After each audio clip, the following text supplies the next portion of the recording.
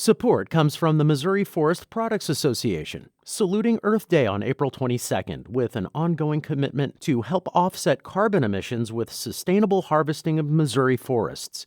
Details at choosewood.com. Welcome to St. Louis on the Air. I'm Sarah Fenske. Jane Smiley isn't just a Pulitzer Prize-winning novelist. She's also a St. Louis native, one who has a great answer to that classic high school question. Her alma mater is the John Burroughs School. In fact, the California native recently returned to the city where she grew up. I meant to say California resident recently returned to the city where she grew up for the 50th reunion of her class at Burroughs. The difference between Jane Smiley and the rest of the class of 1969 is that she didn't just visit. She also wrote a terrific essay about her trip for the New York Times. In it, she posits that St. Louis is the most enlightening spot in America for discovering what America really is. Joining us by phone to talk about her essay is Jane Smiley. Jane, welcome to the program. Well, thank you very much.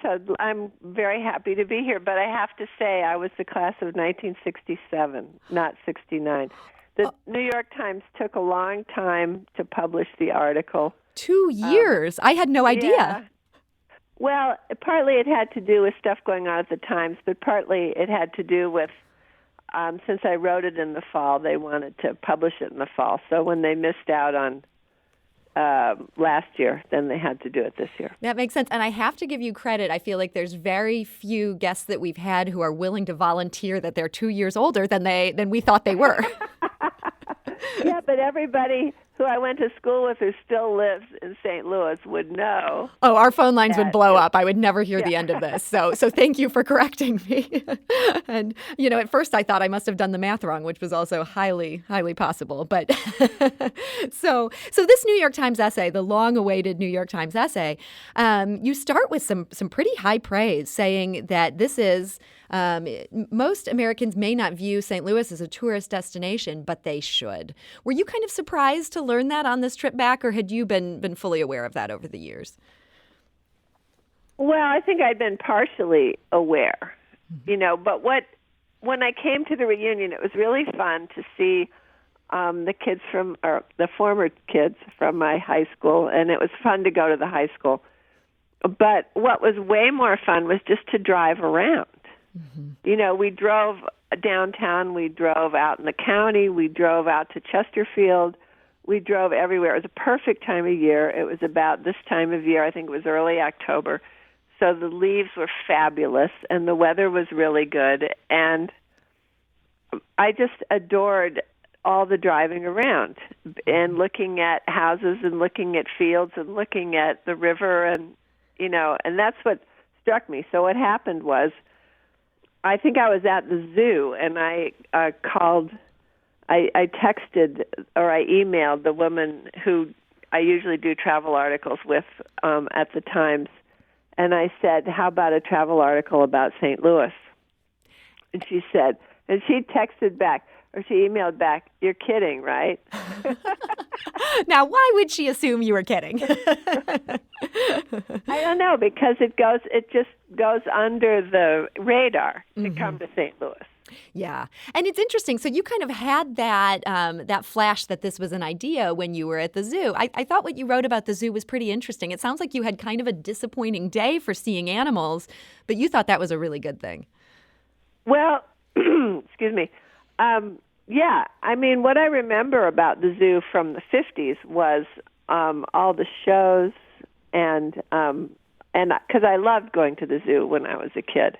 Mm-hmm. But we've learned a lot about zoos and animals in zoos, and actually my stepdaughter works in a local zoo and is very up to date on what various problems are in zoos. So one of the things that really struck me was that even though it's not so much a display anymore, it's very much more a humane place for the animals to be. Mm-hmm. That they have so much more room to roam that on some days it might not even be easy to see them. Yeah, but too bad. It's also a very pleasant place for us to be, the humans, because they've done a lot to make it it's like a park-like venue. It's like going for a walk in the park. And you might see some animals, and you might not see the animals you hope to see. Mm-hmm. But I thought it was fascinating. So you mentioned that you had memories of going there from your childhood in the 1950s. You were living in Webster Groves as a young girl. What was that like? It was fabulous.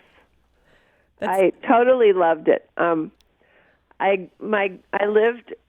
My mom had an apartment. Her first apartment was in Brentwood, and then she moved to a little house in Webster, not far down from the center of town. And my grandparents lived on Clark near Avery School, and Avery School was where I went. And so we lived in Webster until I was 11 or so. And as I got older, I got to explore more and more the various neighborhoods. And we also had relatives who lived in the fancy part of Webster that's, I can't remember, what's Oakland or Oak Park or something like that. And the wonderful thing about Webster is that it has all different kinds of neighborhoods, all kind of smashed together. And so as you're walking along, you're seeing all these different houses, you're seeing all these different types of people. It was a fascinating place to grow up and to explore. And I really enjoyed that. Did you appreciate it even at the time, or were you one of these people who's like, I got to get out of St. Louis, I want to go move to the big city? No, I appreciated it even at the time. I appreciated Webster. And then my mom, who was a fashion, the women's page editor at the Globe Democrat, then she met Bill Nulley, my stepfather, and they married, and we moved first to Creve Coeur and then to Ladue. And just to move around to all these places, even then, just fascinated me. And so you ended up moving to these suburbs that are maybe a little more suburban than Webster Groves in some ways, Ladue, with just the giant yards and the huge houses. Did you find yourself nostalgic for the Webster Groves of your early childhood? Well, I still went back there to see my grandparents. Yeah. So, and the great thing about St. Louis is that nothing is very far from any place else. That's true. You could certainly still go back and visit. Yeah. And so there was just this sense of being able to visit and see all these different places and all these different parks and all these beautiful trees and all these beautiful houses. And I just liked that a whole lot. And then once I got my driver's license when I was 16, they gave me a car. Believe me, it was a Corvair, and unsafe at any speed. But I never got in trouble in the Corvair. And I would drive around and around. I adored horses, and I would think I was driving around to see just to look at the horses if I could see some, and there were some around. But mostly, I just loved the landscape and the way that the seasons passed. I thought it was really beautiful. And that really came through in your essay, that you love the trees and you really love the houses here. You said you found yourself browsing the Post-Dispatch to look at their real estate listings. Are we going to get you back so that we can say, St. Louis's own Jane Smiley, that you still live here? I don't know. I have to say, the other thing that you guys have that we don't have here is ticks. Yes. That is something to be avoided. And my dog, when I was like 12 and 13, was a French poodle. And she was kind of allowed to run around. And so my job was to search through her curly coat for ticks. Oh, boy. Okay. I really didn't like that. Yeah, I'm surprised you did not want to flee at your first chance, and that was not meant as a pun. So you said in your essay that St. Louis is the most enlightening spot in America for discovering America. What did you mean by that? Well, St. Louis is pretty much representative of both the good side and the bad side of America, because so many people pass through. So many people come up, especially in the old days. People were coming up one river going up the next river, coming down. It was a wonderful sort of melting pot of all different kinds of people.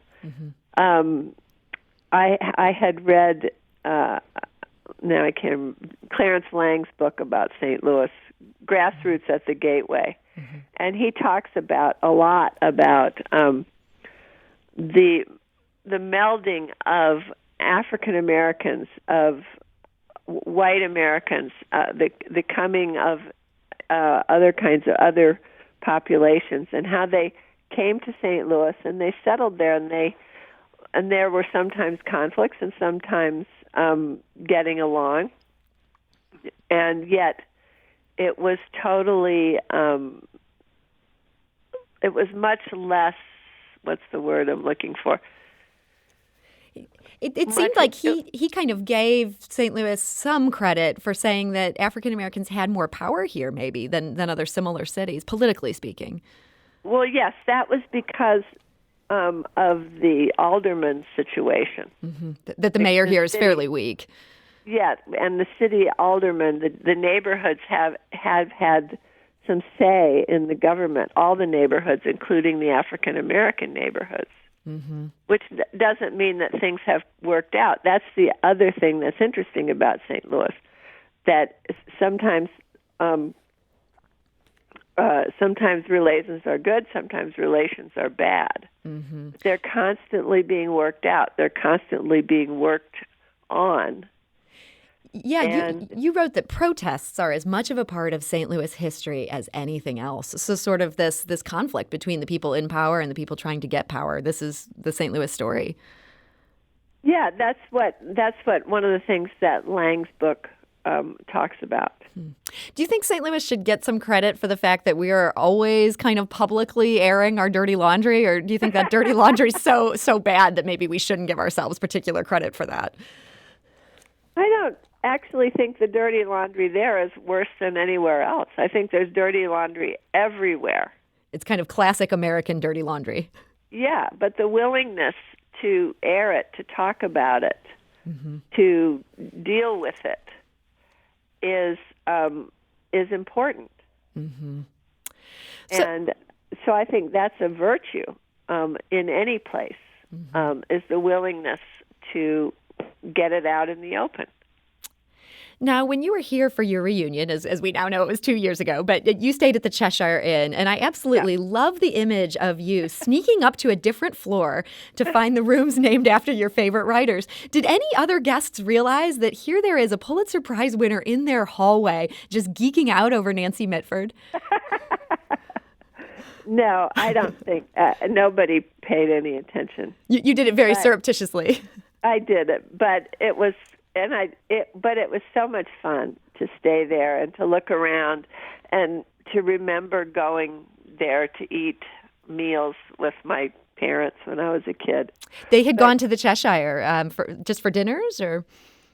Yeah, just for dinner. We didn't. We lived not too far away, and they seemed to like going there. I don't know exactly what it was that drew them at the time. Probably the food. There have been many iterations of the restaurant at that hotel, so. Yeah. But actually, the best part about the Cheshire is that it's across from the corner of Forest Park. And the thing that I enjoyed the most was just walking down the various paths and the various roads around Forest Park and looking at the neighborhood. Go on. Sorry, there's so many beautiful houses there, and again, the trees. Yeah. And that part of the park that they are apparently rewilding, it's really beautiful. I was just amazed and struck. I love where I live, but it doesn't have that kind of history and that whole, what a place needs to become historical interest is to have had money back in the old days. And St. Louis had money back in the old days. So people could build things like Shaw Park, like the Botanical Garden, They could build things like Forest Park and they could build things like the beautiful houses that you see when you're walking along Skinker or down in the West End. And when those things get built, then 50 years later, 100 years later, it's wonderful to look at them and appreciate them. And so that's what I felt when I was walking around in St. Louis. And you also really enjoyed your trip to a more historically blue-collar part of town, which was you went to the Hill, and you had such high praise for what you ate. Yes, you loved what you had at Charlie Guido's. I certainly did. I talked about that in the article. It was a steak. I think it was called the Sicilian. Yeah, the filet Siciliano. Yeah. Or Filet Siciliano. And this is high praise coming from a Californian. Yeah. And I've eaten good food everywhere, but there was something about the flavor of that particular dish, the Filet Siciliano, that just literally blew me away. I have a feeling you're going to be causing a run on that dish. I think that's one of those dishes that flies under the radar here. And now this rave. Yeah, but watch out for the parking. Yes, you did not have high praise for Charlie Guido's parking lot. So maybe people should take an Uber there if they want to follow in your footsteps. I think so.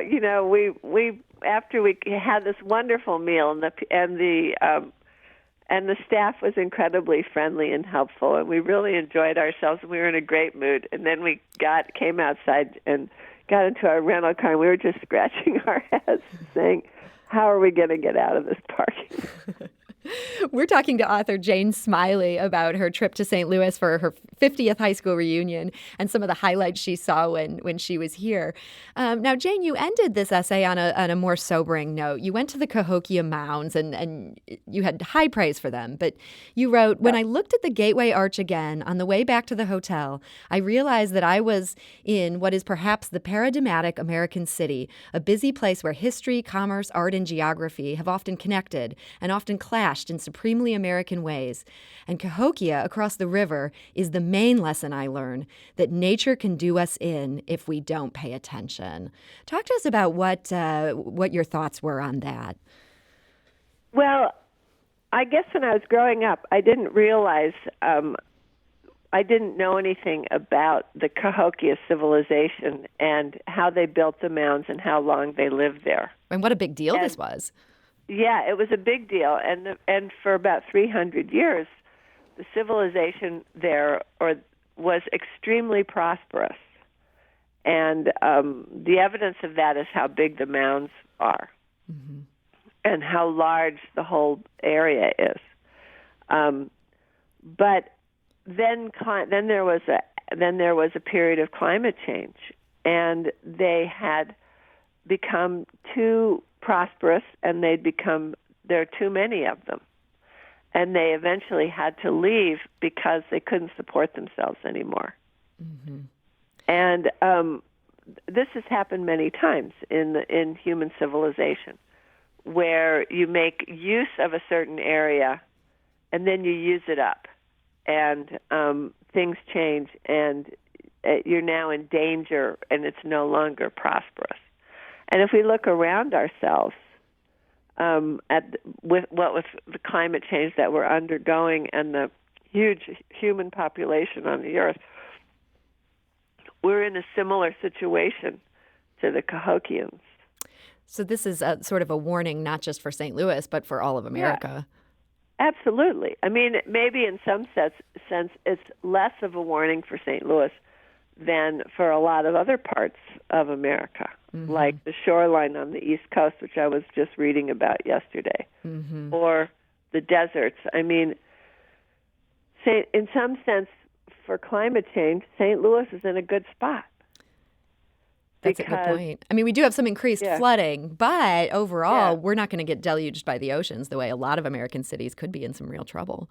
It doesn't appear. And so, or in California, I live in a really good place in California because of the way that the mountains are situated. We don't get the east winds, and so we don't get the drying winds that lead to fires.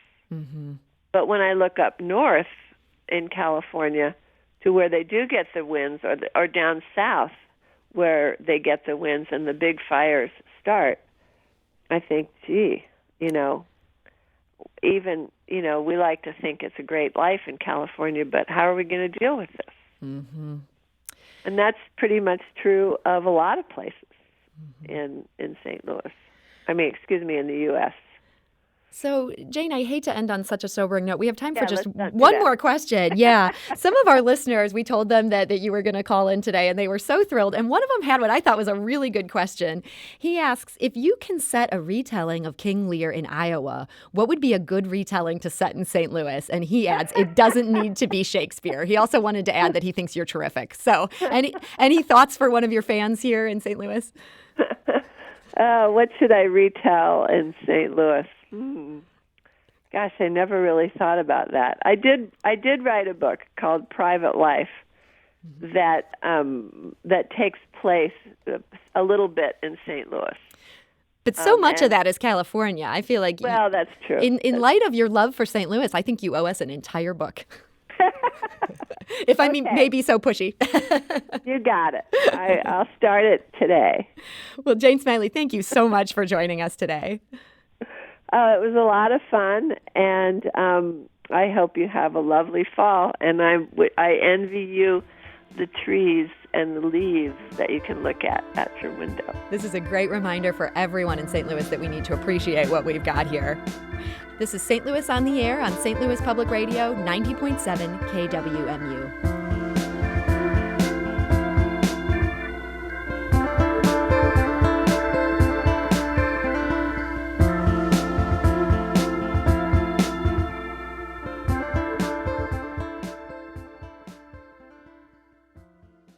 Support comes from the Missouri Forest Products Association, saluting Earth Day on April 22nd with an ongoing commitment to help offset carbon emissions with sustainable harvesting of Missouri forests.